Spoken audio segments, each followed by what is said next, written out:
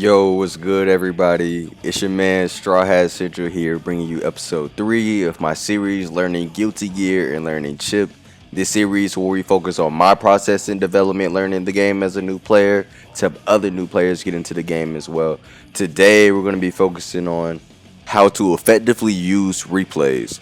Replays are functions in fighting game that can help a player progress and learn from their mistakes. However, replays are often overlooked by new players because you have to have some level of understanding of the game to get the most out of it. This video is going to help beginners streamline using replays to improve their games faster.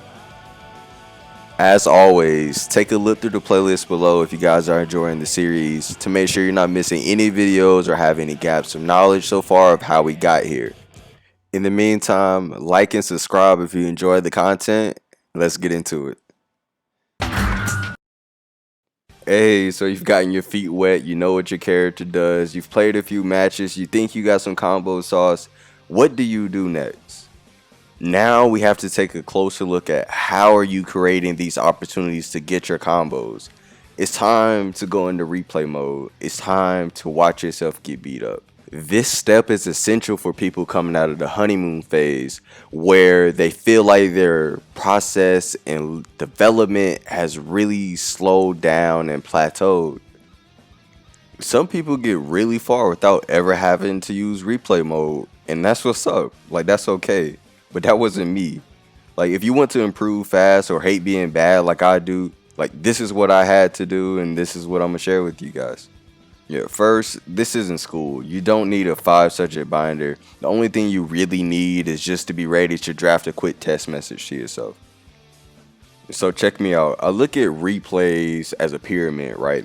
Where it's 3 main things and they have an order priority. So at the top of the pyramid you need to find what you struggle against defensively. The second thing in the pyramid, what punishes am I missing or opportunities I'm not getting anything from? And last in the pyramid, what things are you trying that just do not work? Not going to lie to you, when I first started playing Guilty Gear, my pyramid looked more like this. But what I realized is that mechanical ability gets better over time the more that you try stuff. So focusing on how many times I dropped my combo doesn't really matter. Like, that's gonna happen and it's gonna get better with time. That's not what's important.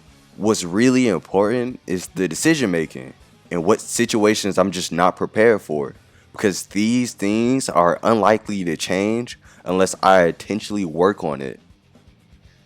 What you struggle against defensively is at the top because good defense can lead directly into good offense.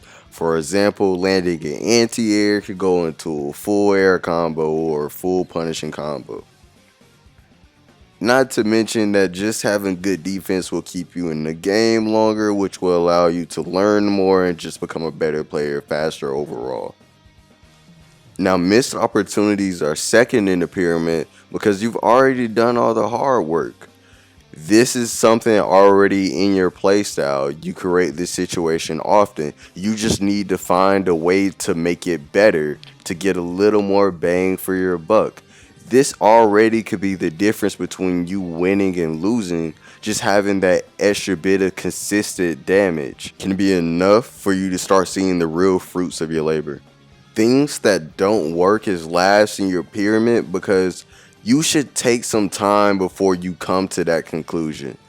It requires that you performed whatever you were trying to do perfectly, and also that was the correct situation that you wanted it to happen in, and then it just not do it.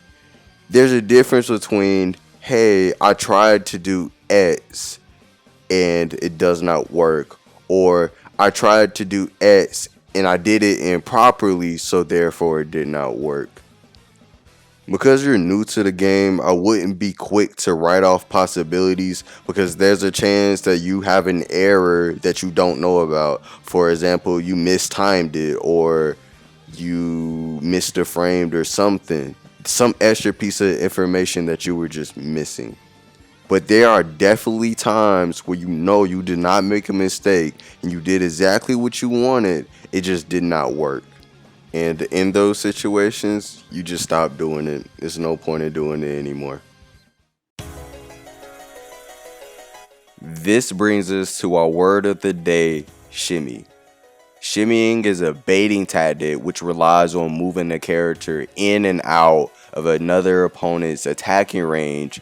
This is done with the intent of getting your opponent to commit to a move and punishing them for missing that move. After finishing my pyramid, I like to reward myself by taking a step and looking at the stuff that I thought I did well and the stuff that I thought I did that was cool.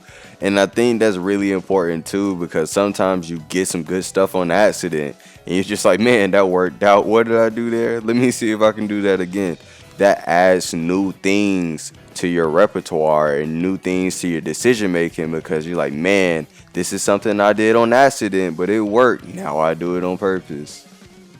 This brings everything full circle with the last function of replays. Replays can be used to find answers to the problems that you just found.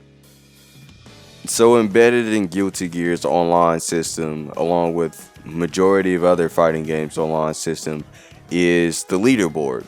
And within the leaderboard, you can find the highest ranked players that use your character. And on top of that, what you can do is go in and watch their replays. And so when you go in to watch, these high level players replays, don't go in and ooh and ah at their combos. You're going in there with the mission of solving all the problems that you just jotted down in your text message or whatever you wrote it on. Whatever problems you saw in your pyramid, whatever things or questions you came up with and things that you need answered to, you can watch someone play out in real matches and see how they got out of that situation. The thing about replays is that there's typically so much going on for a new player to try to pick up on that they end up getting nothing. But if you focus on a particular mission or something that you're trying to solve and use their replays as a way of solving that problem, then it's a gold mine. An example situation would be every time you knock a character down, you go to do something, they do a dragon punch, come flying into the sky and knock you out the way. You're like, man, every time I go for this, they do this to me. You go in for replays, you look for when a pro player or a high level player knocks someone down. How did they avoid that? What did they do instead? I personally look at fighting games as a series of decision making. Therefore, one of the best things you can do for yourself is expand the options that you have in your decision making.